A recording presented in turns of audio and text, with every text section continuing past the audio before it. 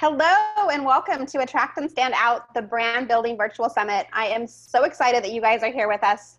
My name is Darlene Holly, for those of you that are new to me, and I'm a personal branding and business coach, and I work with ambitious, heart-centered online entrepreneurs to help them build a successful personal brand and business by building a solid foundation so they can share their message with the world, attract dream clients, and make money doing what they love. And this year's summit is all about building a profitable personal brand and business and allowing you to authentically show up and connect with your audience. And today's guest is going to do just that. She is a visibility expert and she's going to share all the things with us. I'm so excited to introduce you guys to Nicoline. She is a certified self-employed visibility strategist. She's a coach, a speaker, and author of a book that comes out really soon. So watch for it. It's called Flick the Fuck It Switch. If you have children in the room, have them leave now. Her book will be published early 2020. And apart from that, she's also the host of the Courageous Badass podcast that aims to inspire businesswomen to take the leap and be the best version of themselves. After working with international corporate for 25 years and learning the tricks of the trade from world-class trainers and coaches, she's helped female entrepreneurs to be visible on relevant platforms for them to be seen, heard, and to make an impact in the world with their unique talents. Her clients are located all over the world, so no matter where you're listening to the summit, she is going to be your girl. She's fluent in 4 languages. She's married. She's a humorous mom to a 15-year-old son, which I love. She has the best personality. She's also a book fan and a human behavior connoisseur. Please help me welcome Nicoline. Hi. Hi. So lovely to be here. Thank you for having me. I'm so glad to have you. It's so good to see you. So tell us a little bit about yourself. I know that you've had your business for quite a while. Tell us how did you get started? Why did you decide to start your business, and why visibility? Like, how did you get so amazing at visibility? Well, funny story, actually. When I started my business, actually next year, it will be 10 years that I'm in business. 2010, I started my business. Yay, me! But it happened accidentally because I was working for a training and coaching company, and at the time, the crisis had hit really hard and they went through reorganizations, and I wasn't part of that. And I was really happy at the time. But as it happens a lot, after a reorganization, a company changes. The vibe changes, the people change. And I was thinking, I had been working there for like 16 years. So I was like, I don't know what to do. Should I leave? Should I stay? What is it that I should be doing? And then people came up to me and said, independently, like, why don't you start your own business? And at first I was like, no, I'm not an entrepreneur, because I had this weird notion, Darlene, I have this weird notion of entrepreneurs being men in business suits, in tailor-made suits, exchanging business cards and talking about the Dow Jones Index. And I was like, no, that's not me.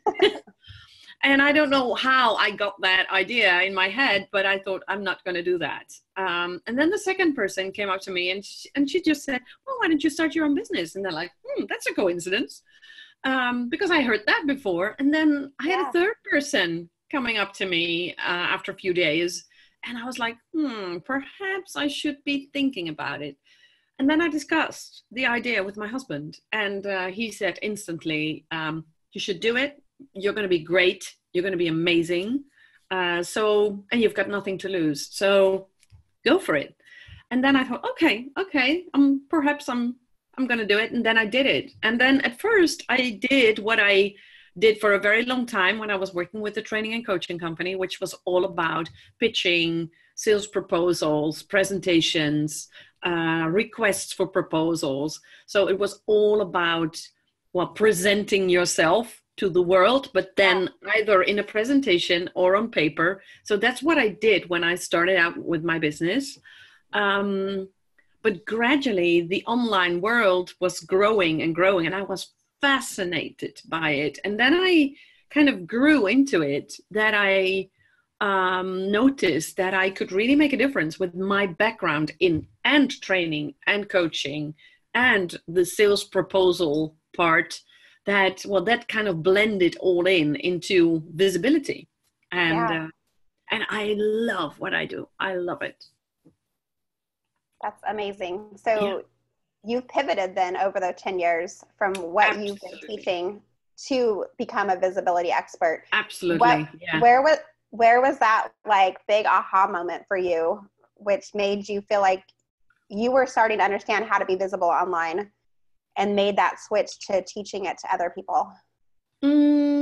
I think that came from a moment at a networking event that a networking club that I attended.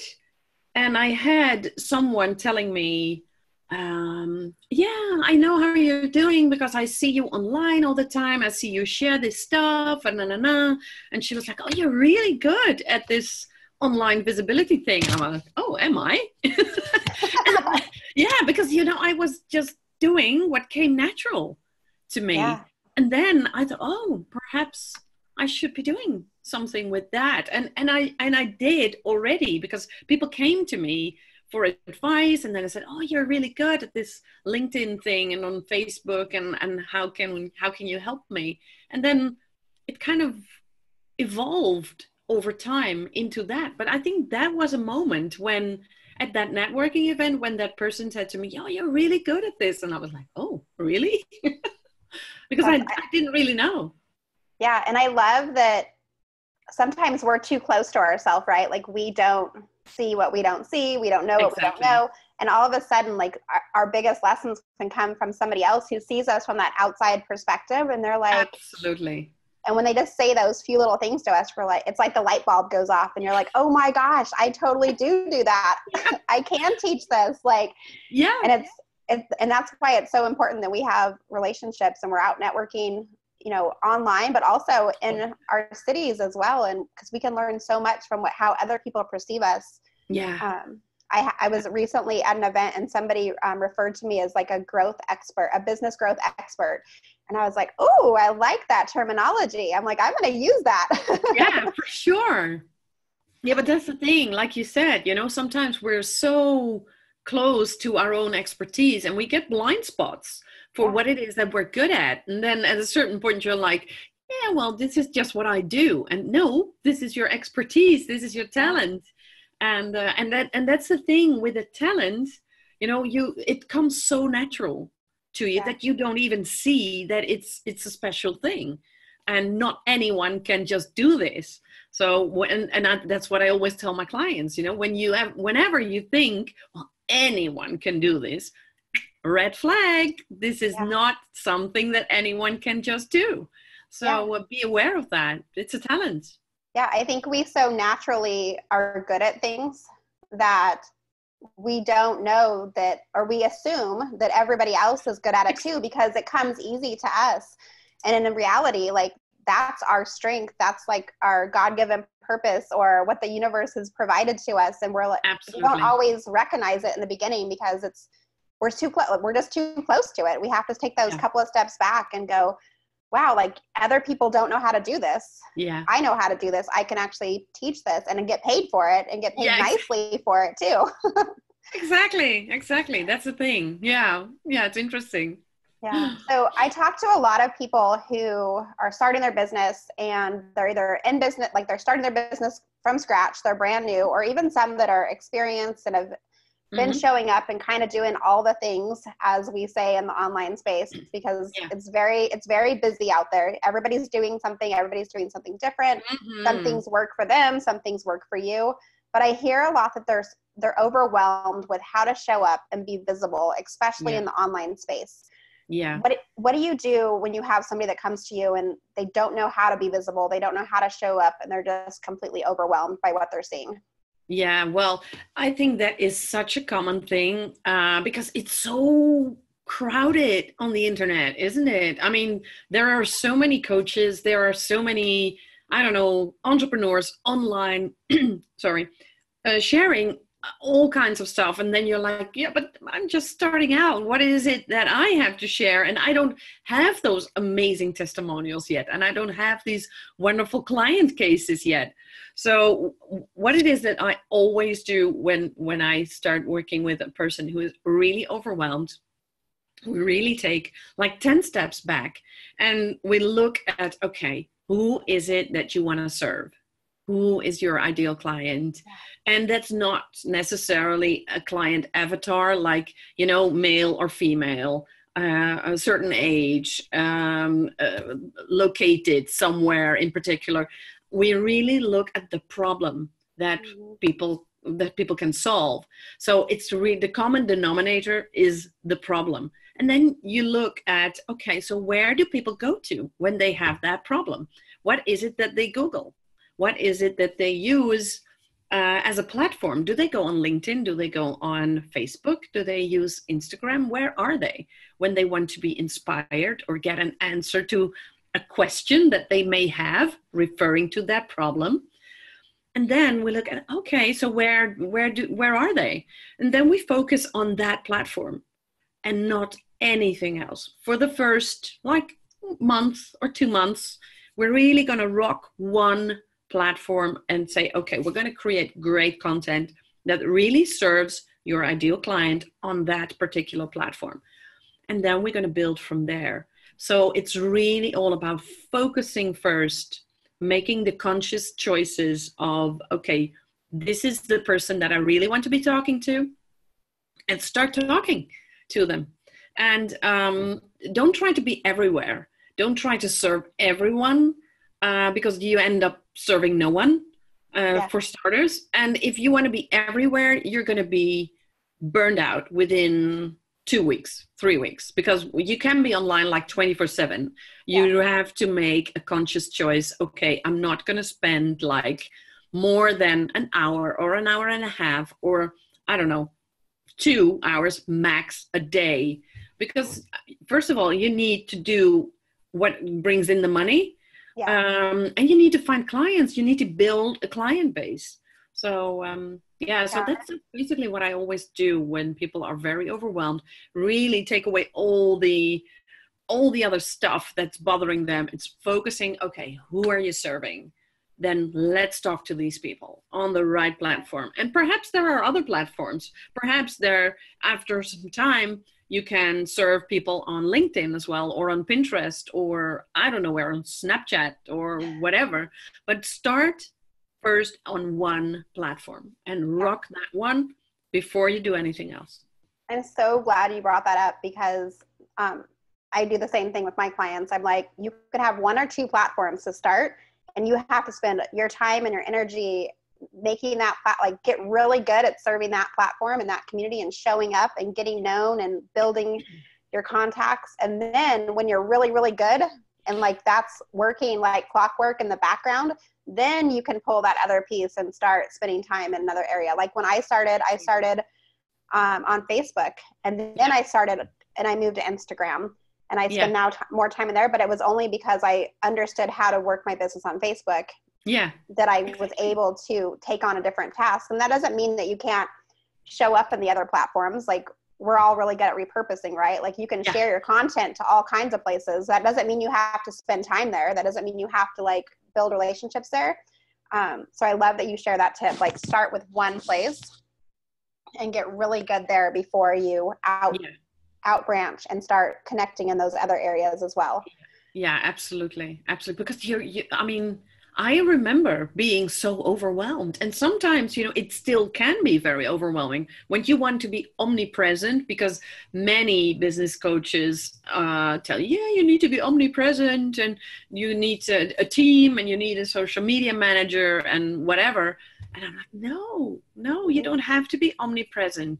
No. Rock that first platform, know what it's like, show up there consistently, and then grow from there to other platforms. Yeah. So I'm happier. I know you're following the same path. So that's why we're connected. Exactly. And you have to, because when I started, like, my business started on the ground in Las Vegas, and I only networked in person. I grew my community from going to events and building business. And then I really up-leveled my business to be an online space about 5 years ago when I had moved from Las Vegas to California. I had a 6-month-old. I moved to a city where I knew nobody. And so I was like, how am I going to continue to grow my business without trying to find someone to watch my 6-month-old? Like, I was like, I wanted to be home with my kids. I didn't want to have to like start over in a whole new city. Yeah. And that's when I found the online space. And I was like, oh, this is amazing. Like, I can meet people all over the world. Yeah. From behind my computer at home while my 6-month-old is on my lap, which was huge because I couldn't do that in Las Vegas when I was going to networking events. I didn't bring my kids with me, but I had a support system there. I had family and like people that I knew and trusted. And I wasn't willing to do that quite yet when we first had moved to Marietta. But, so I'm super curious. So we've talked about like having this one platform that we want to show up on and we want to be really visible and be really good.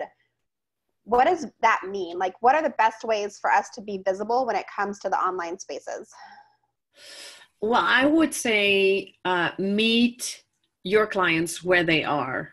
So, and that means, what is it that keeps them up at night? What are their main concerns? What are their problems? What do they think when they are thinking about your expertise, for instance? So if you are a brand photographer, just as an example, make sure you know what people are thinking before they hire a brand photographer. So really get into their brains. And if you don't know what it is that they're thinking, ask people and just ask them a question. Make sure you do your research.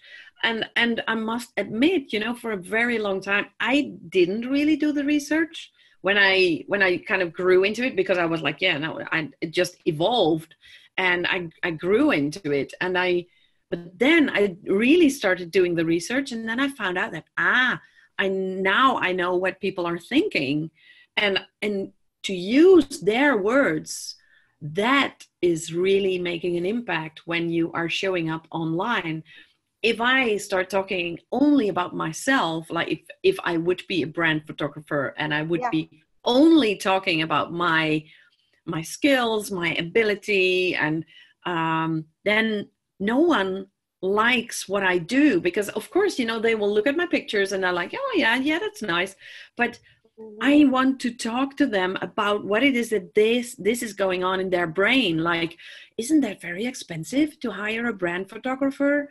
Oh God, then I need to pose all day in front of a photographer. I hate posing. Those kind of things. That is what people are thinking. Yeah. And if you can address that in your social media presence when you show up online, that will definitely make a difference. And then it would be really good I always tell people to use the 411 method, which is 4 times giving advice, tips, value to them. 1 post about someone telling how good you are.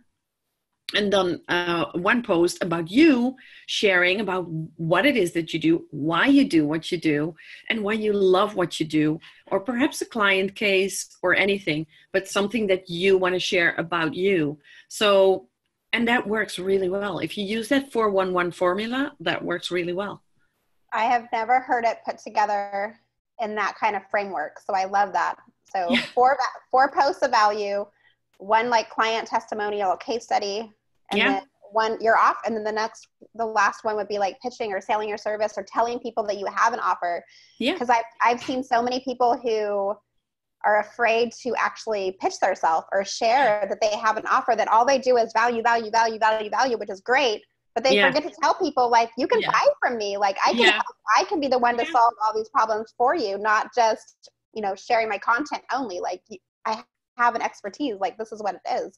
Yeah. And that's a funny thing. And I must say that that was a massive game changer for me too, when I realized that people are waiting to buy something at a certain point. I mean, when you always give value and only give value, then at a certain point people get uncomfortable because they want to do something in return, because you're giving them value. You're making their life easier, better, whatever. So it's important that you, at a certain point, you need to offer them something that they can buy from you. And they are willing to. When you constantly nurture them and you show up consistently, then they are willing to buy. They are willing to buy, and you don't have to chase people. Then they will come to you. Yeah. And that's what I love about what I do. Is really about making people aware of, okay, I can attract people. I don't have to chase clients. I can attract them. Yeah, you're attracting them to you. You're sharing value. And you have to, at some point, you have to be willing to put yourself out there and let them know that you have an offer. Because if you don't, if all you do is provide value, and then somebody else comes along who does the same thing as you, and they offer something, they're like, oh, I've been thinking about that. And then they go somewhere else. And the whole time they were following you and like listening to what you have to say. And you're like, and then you find out later, they're like, oh, I didn't know that you actually sold anything, or I didn't know what you sold. Exactly. So it's so important. And it's like that missing link that I feel like a lot of time we're afraid to put ourselves out there. We're afraid to promote ourselves. But you don't want to promote yourself all the time. It definitely shouldn't be. It shouldn't be 4 pitches and 1 value. Like I love the framework that you have where it's like value, value, value, value. And then here's somebody else telling you how awesome I am. And here's what I do. Like, it's such a great formula for just getting people to lean in and want to know more.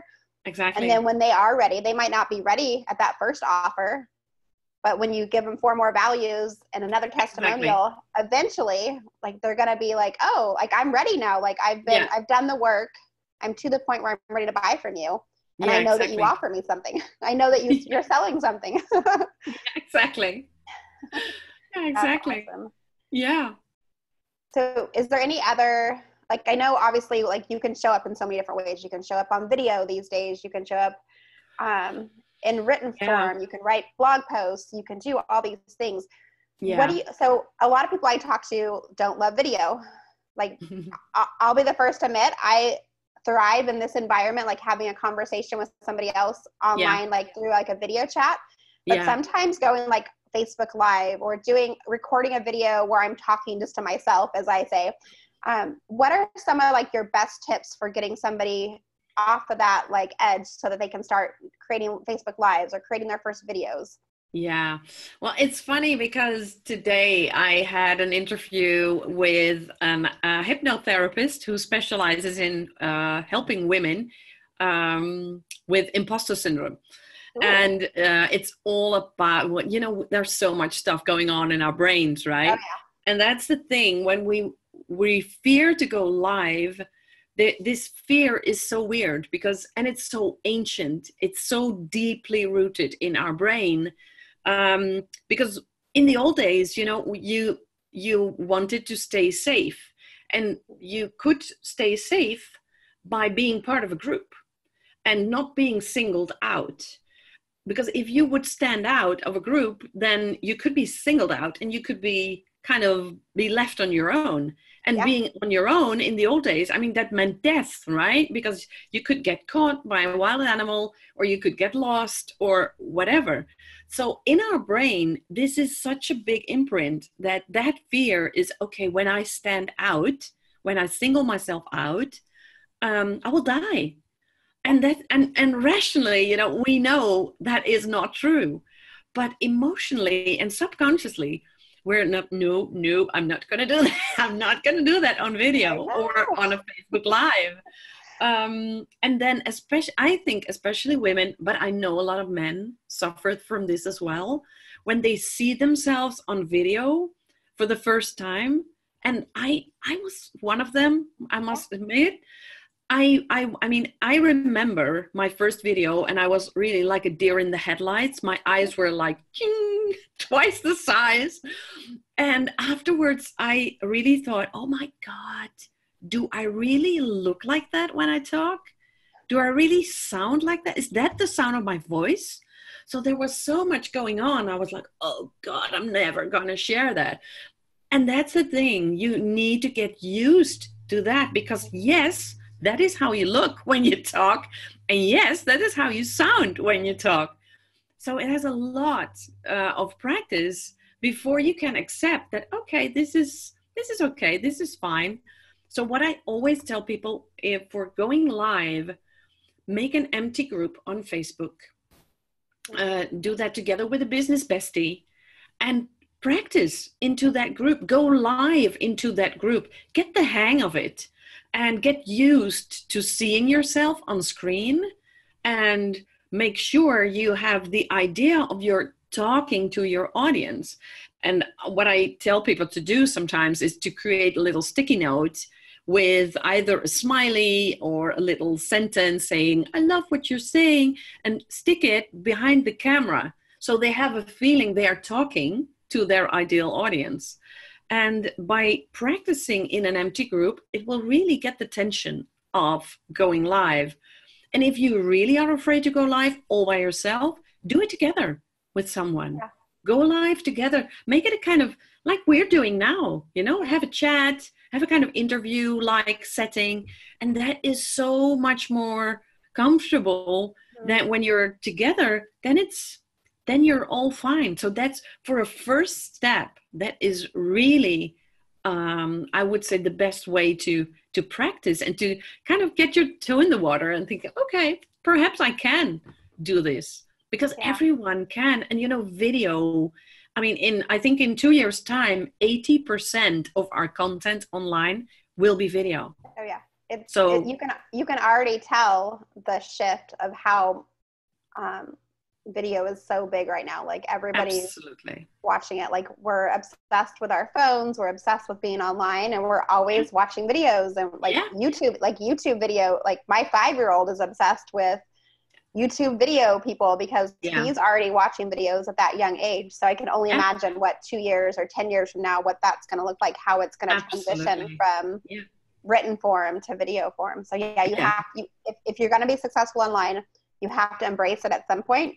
So just jump off the ledge and start doing it now. Like, don't wait. Yeah, exactly. I always tell my clients, you know, the time to be visible is now. Don't wait any longer. You need to start somewhere. So just get started. With every video, you will be better.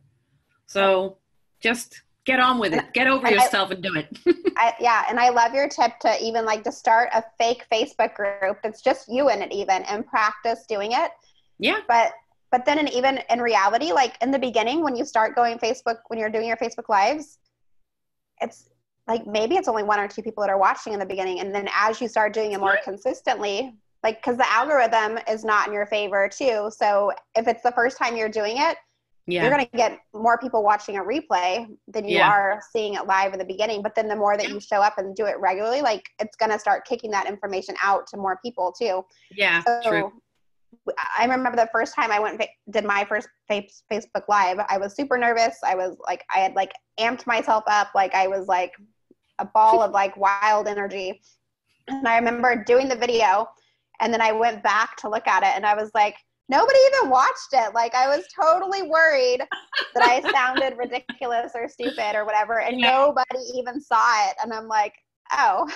Yeah, but that's the thing, right? And that's so funny because the guy that I interviewed today said exactly the same. We think everyone will see it. Well, no, they won't. No. Only a very, very small percentage of your followers or connections will ever see it. The other thing is that sometimes you are not even aware of people watching it because many people watch on replay, and there are so many lurkers out there who are just watching, and they're not commenting, they're not liking, not sharing, not anything, but they are watching. I mean, I created a video once about the QR function on LinkedIn. So I kind of exaggerated and said, you know, I don't use business cards anymore. It's so 2016. Yeah. You can use this QR function on LinkedIn. And then after that, I released that video and reused it several times. I meet new people and they're like, oh yeah, you're the one who doesn't use business cards anymore, right? You use the QR thing. And I was like, what? You have seen that video. Yeah. And it's such a good thing to bring up too, because I think sometimes we don't do video or create content consistently because we feel like maybe nobody's watching. We're like, oh, like nobody was live with me. Nobody liked my post. Yeah. But I've gotten clients that have lurked, as you use, like I call it stalking. I'm like, I have people that like stalk my page. Yeah. One of my recent clients had never liked a post, had never engaged with me in any other way until she scheduled her clarity call. And I was like, oh, like, how did you hear about me? And she's like, oh, I've been following you for 2 years. And I was like, I was kind of mind blown. I was like, oh, like she never one time like said hi or like poked me on Facebook or anything. And she was watching. And if I would have stopped or if I would have gave up or I wouldn't have shown up in that way, she would have never come to me because I would have stopped. I thought nobody was listening. Yeah. So if you think nobody's listening, they're there, they're listening, they're lurking, they're stalking. They're just a little bit shy sometimes, or they're not sure yet how they would engage, or they don't want to be sold to. They're not ready to be pitched. No. So they're afraid if they like your comment that they're going to like automatically be, thrown to the wolves and you're going to have to try to sell them something. And so just keep showing up and being consistent is so huge. Yeah, that's the thing, right? And there are so many people who are afraid to see, well, for instance, when I talk about visibility, many people feel shame around that they are afraid to go live or afraid to be visible or whatever it is. And they are never, ever going to admit that by liking or commenting or whatever. And, there are many people who are fine with other people knowing, but a lot of people are like, no one should know because I'm trying to keep the brave face saying, no, I'm fine. I have enough clients. While outside happy, inside crappy. And they just don't want to show that to the world. Oh my gosh. I'm so glad you just mentioned that because you're so right. Like people don't want other people to see that they might need help. And they look at that as like it's a failure thing or it's something else, but it's okay to ask for help. It's okay to like, I mean, I'm a business coach. I have a business coach. I still need people to help me take myself to the next level. Me too. But they think I think they feel like it's like some form of weakness if they're not perfect and they don't have it all put together or they don't know how to do every single thing. And if you're watching this and you feel that way, like it's okay to ask for help. Raise your hand. It's like nobody's gonna hurt you or say anything negative because you don't know how to do something, or if you maybe know how to do the basic beginning part but you want to like up level it to the next level. Like no, it's okay that like you don't have to have it all put together all the time. Every single one of us, we're human. We make mistakes. Like we're always learning. Yeah, exactly. And we have all been there as a startup. We have all been there when you're kind of new to the business and then at a certain point you're kind of experienced and then you're like, okay, I need to level up. And how on earth am I going to do that? I mean, I remember when thinking about automating stuff in my business, I was like, I have no clue where to begin. But I was too proud to admit it. So secretly, I started to follow people who were really good at this. And then I'm like, how do they do that? Interesting. So I was, watching them, stalking them, like you said. But so we have all been there. And it's so good to follow people who are just a few steps ahead of you and not too far. Because, I always give the example with when you want to learn how to draw. I mean, I cannot draw. I'm great with words. I cannot draw. If I want to learn how to draw, I'm not going to take any classes from Picasso if he would be alive today. I would take lessons from someone who's advanced like a few steps before me. And that is the way to go. There are always people who have done this before you. And then, you can learn from them. And that's so valuable to realize that and to ask for help, people. Don't do it all by yourself. And like you said, they just have to be a couple steps ahead of you, because if you follow somebody who's too far ahead of you, sometimes that comparisonitis can start to stir, and all of a sudden you're like, well, I'll never be able to do this because like they've already cornered the market, or they're amazing, like everybody follows them. Yeah. But there's people that want your input, your content, the way that you deliver, the way that you show up. Absolutely. There's a market for everyone. There's absolutely a market for everyone. I don't believe in competition. We all have our own markets. We all have our own tribes. And of course, you know, there are people who go from this person to another, and it's all fine. You know, you get what you need at a certain point in your life and your business, and it's totally fine. There's no competition. Absolutely not. There's a market for everyone. Yeah, I completely agree. And when you think of it, like, we don't want a million customers. Like, I can't serve a million clients. Like, I'm one person. And, you know, I have a small team. Occasionally I'll have a VA or different things like that. But at the end of the day, I'm self-employed. I have my own coaching practice, and I cannot serve 100 million people. No. So I only need, you know, this small percentage of the market share that's out there. And my people are going to listen to me because they like my personality. They like how I show up. They like that I'm, you know, I'm authentic and I'm just being me. I don't have to try to be anybody else. Exactly. So. Yeah. I think it's so important that people do that. You know, don't try to be something that you're not. Really love what it is that you are and how you are, and embrace every flaw. Because I'm Dutch. I'm based in the Netherlands. I always joke about the fact that I'm Dutch, because the Dutch are famous for being very direct and very blunt sometimes. So whenever I enter a room and people get to know me, that, you know, I'm Dutch. So whenever I'm too direct, I cannot help it. I'm Dutch. You're like, it's just the Dutchness. I'm sorry. Yeah. It's in my blood. Yeah. So, and that's so good, you know, to embrace that, whatever it is that makes you different, that makes you stand out. Love it. I mean, one of my clients, she is a French lady and she lives in the US for 20 years already, but she still has a very heavy French accent, you know, like this. And she hates it. So she goes to networking events and she doesn't talk because she doesn't want people to hear her French accent. And I basically told her, you know, I want you to talk. I want you to create videos with your lovely French accent, because this is who you are. And I love listening to it. This is who you are, and embrace that and be proud of it, because you at least, you speak at least one language more than the average American. So be proud of that, embrace that. And now she's doing lives and she's doing video, and I'm like, yes, finally she's doing it. But it's so true that we think we have a flaw, or we have something about us that it's not attractive, or it's not going to be taken well by other people. But in all reality, that's like your secret sauce. That's like what makes you you. And I personally love listening to people with accents, because I am in America and I hear English 99.9% of the time. So when somebody has an accent, I lean in and I'm like, talk more to me. Even my Siri app on my Apple phone, it's an Australian guy. I love that.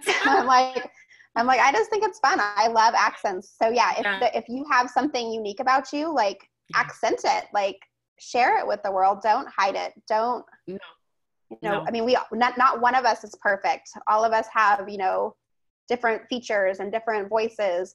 And I remember, this is like dating myself a little bit, but like answering machines on our home phone when I was a kid, I remember, like, I would sometimes leave a message from my mom on the voicemail. And when I would come home, like, sometimes I'd listen to it for whatever reason, or I'd hear it. And I'm like, who's that? Like, that doesn't sound like me. And I started telling myself a story that I sounded weird when I left voicemails. So I didn't want to leave voicemails anymore for my friends. Yeah. And then, like, now, like, we're doing videos, and I know my voice now. I'm used to hearing myself now. But I'll be honest, like, I don't re-listen to my videos because I'm my worst critic. I'll tear myself apart if I re-listen to this audio after we're done recording. Yeah. I'll probably find like 300 things that I did wrong, or I could have said differently. But why? Like, why tear ourselves up? Like, nobody else is watching us like as closely as we watch ourselves. So don't let that get in your way for going live and doing videos. Yeah, exactly. Just show up and be Yeah, yourself, love yourself, and yeah, get yourself out there. so good. And so one Yeah. of the ways that I know you're getting visible in this new year is going to be with the launch of your new book coming out, Flick Yes. the Fuck It Switch, which I Fucking switch. I love it. I love it. I love it. Um, Tell us a little bit about why you decided, or like, what was it that made you want to write this book, and why are we going to need to get our hands on it? Well, the thing is, I think being an entrepreneur, you really need to flick the fuck it switch several times in your Okay. career. I mean, and sometimes it's like 10 times a day, and sometimes it's 3 times a month. But you need to have those moments like, okay, now fuck it, I'm just gonna do it. I mean, call a client that you are dreading, or making a video, going live, or selling something that you're not yet comfortable with because you feel it's salesy or whatever. So there are so many fuck it moments. And well, you know, next year will be my 10th anniversary as an entrepreneur. So I had my fair share of fuck it moments. Yeah. And over the years, I found out for myself and with my clients that basically there are 4 pillars that our success is leaning on. And I would say the first one, and that's what I describe in the book, is your power. And your power is your talent, your natural thing that you don't even have to work for. You just have that. And your skills, that is absolutely your power. And it's all about knowing that and how to use that and how to maximize that in your business. And then the second thing that you really need is your passion, because if you don't love what you do, I mean, you might as well die. You know, you really need to love what you're doing, and perhaps not each and every minute, because of course, being an entrepreneur, there are moments when you're like, oh, no, thank you. Well, that happens, but most of the time it should be about a passion, something that you love doing. Then it's all about focusing, choosing what it is that you want to do, doing the right thing, doing it the right time, doing it the right way, focusing and not being distracted, not being all over the place, but being very crystal clear on what it is that you offer and for whom and how, etc. So that's the focus part. And then last but not least, I think we all need courage. Courage to do the scary stuff, to do, to be different, to stand out, to not be afraid that some people won't like us. So I would say those 4 aspects, I discovered them, or I found them, they found me over in my 10 years of being an entrepreneur. So it, you know, power, passion, focus, and courage, those are the 4 pillars where your success is leaning on. And that's, I'm so looking forward to launching that book. And because I have so many wonderful stories in there from my clients, from people I met, who did flick that fuck it switch. And there's so much inspiration in their stories. And if they can do it, you can do it too. And that's why I really want people to get their hands on the book, because there's so much inspiration in it to flick that fucking switch for yourself. Yeah. And it's so good. Like, I'm excited for it to come out, because we need to step outside of our shells. We need to like jump off, leap before we even know how we're going to be caught. Like, there's that saying, I forget who says it, but leap and the net will appear. Yeah. And it's so true. Like, I do scary things all the time as an entrepreneur. Like, I do things that make me like curl up in a ball, and I'm like, no, I don't want to do it. I don't want to do it. Don't make me do it. And then I do it, and then I'm like, oh, I didn't die. Like, exactly. I didn't die. Like, I can tell myself that phrase, like, but did you die? Like, do it again. So no, it's just a matter of like taking that next step. And sometimes it's a small step, and sometimes it's a big giant leap, but exactly. You just have to trust that, you're doing the right thing, and that it's going to get you to that next level. And as entrepreneurs, we're constantly taking ourselves to that next level. Like, we have to up level. If we stay exactly where we are today, our business isn't going to grow. We're not going to thrive as No, entrepreneurs. no, So exactly. I think your Yeah, book is going to be game changing for so many people when they get their hands on it, because I hope so. it's time that they start shining and take themselves out of that Exactly. comfortable, nice, warm place that they're at, and, Yeah. jump in the pool or whatever it is. Yeah. Yeah, exactly. Yeah. True. Absolutely true. All right. Well, this is the part of the virtual summit that I have a couple fun questions to ask you. Okay, fire away. Rapid fire questioning. So I'm curious, do you have a morning routine? And what does that look like as an entrepreneur for Yes, you? I have a morning routine. I get up, I drink a glass of water, I do my planking exercise, and then I go on my phone for Duolingo. I'm learning Spanish, so I'm Ooh, doing that 20 minutes a day. And I'm now on a 218-day streak. wow. That's So impressive. that's good. And then I set the intentions for the day. And that's all about, okay, what is it that I want to do today? What is it that I want others to feel when they are working with me today? And that's really about kind of priming my mind for the day. And that's the best start of the day. Yeah, I completely agree. I love that you do that, because the more intentional we are to start our day, like when the end of the day comes and we have intention, like Yeah. things get done. Yeah. Where if we just have like a random list and we're not intentional or focused, like then that's when you're like, oh, I was busy all day, but I Yeah. don't know what I accomplished. I don't know what I Yeah. did. Like I scrolled Exactly. Facebook really well. Yeah. Like I get an A for that. Yeah. Exactly. Yeah. Awesome. Yeah. All right. So next question, which book have you read that's made the biggest impact on you as a business owner? Oh, there's so many books. There's so many books, but the one that comes to mind instantly is The Pumpkin Plan by Mike Michalowicz. And that is all about, well, it's funny because he uses the analogy of growing the biggest pumpkin. Yeah. And he uses that as an analogy for your business, like weeding out all the stuff that doesn't really matter for your business, but really focus on growing the best thing for your business. So focus on that thing that gets you the best turnover, margin, etc. So it's a hugely interesting book. And what it got me is one of the things that he talks about is unmutable laws, and you can see them here on my whiteboard. Are unmutable laws that I use as guidelines, more or less, to determine whether or not I will be working with someone. And it's so valuable. It's such a great book. I love it. Ooh, I'm going to have to read that one, because I Yes, love what you just said, because we don't have to work with everybody as a business owner. Like we get to choose exactly. who we work with, and we forget that. Like we feel like we have to take everybody, Yeah. but no, that's such a great point. No, we don't. I'm going to check that one out too. Yeah. All right. So if you could talk to you as a brand new business owner, like if you go back to like when you first started, what Yeah. would be like one piece of advice that you wish you would have known that you'd give to your past self?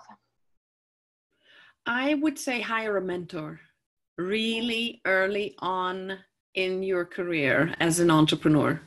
Because I tried to do a lot all by myself for a very long time, and it got very lonely, and it even got me back to going back to corporate for like 9 months, because I discovered really soon that I was never ever going to be working in corporate again. Yeah. But hire a mentor. That would be my main advice, because a mentor is going to really help you progress in your business, and Yes. that's what you need. That's what you need. Yeah. Awesome. Okay. Last question. Yeah. Tie it all together. What Yeah. does attract and stand out mean to you? Attract and stand out is, for me, is all about being real, being authentic. And authenticity, is such a word these days. Mm-hmm. But what I mean by that is I want people to be strategically authentic. So to be real, but not to share everything. Only Yeah. share those things that have value for others. So I don't want to share like everything that's going on in my life, because it Yes. doesn't have any value. for other people. I only want to share what has a value for other people. And I think that is the main thing about attracting, keeping things real. Don't try to be something that you're not. And just be you, be yourself, and love whatever it is that you are and who you are, and use that, I think that's the best way to attract Yes. and stand out. Yes, I love that. And that point of sharing something that has value to others, I always tell myself, like, am I just telling the story to share the story? Or is there a purpose? Is it going to help my target client get to the next spot? And if the answer is ever no, then it's not the right story to share. Or maybe it's not the right time. Maybe there's going to be a time later where it'll be valuable. But right now, maybe it's too raw or I'm too in the trenches with it. So that's a great point to bring up. Exactly. Yeah. I know that you have an amazing gift for everybody with the summit. Tell us a little bit about it. Yeah. Well, I developed a lovely quiz, and the quiz is about what kind of solopreneur are you, and what is it that holds you back to be the best version of you. And actually well, I've tested and tried it like, I don't know how many times, but it's such a wonderful quiz because it's pretty accurate, the outcome. And it really describes what it is that holds you back. And of course, I have a solution for that. So I have that quiz. People can take it and get my advice on how to deal with that and how to be their best self. And I'm really happy to share that. Yay, awesome. It sounds amazing. I'm going to download it myself. Yeah, absolutely. Awesome. And then where do you spend most of your time on social media? If people want to come find you and follow you, where do you want them to go? I must say most of the time I'm on LinkedIn and on Instagram. Those two are my favorite platforms. Awesome. Well, thank you so much for being a part of the summit and sharing all of your visibility tips and techniques for showing up in the online world. We so appreciate it. Yeah. Thank you again for being on with us. You're so welcome. It was such a pleasure. And it's always so much fun to connect and to chat with you. So thank you for having me. Thank you.